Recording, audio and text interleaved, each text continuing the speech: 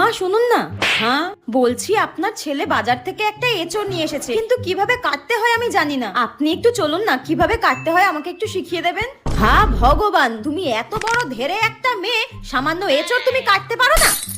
তা কি জন্য তোমার বাবা মা সাত তাড়াতাড়ি তোমার বিয়ে দিয়ে দিয়েছে? হ্যাঁ, একটা কাজ শিখতে পারোনি?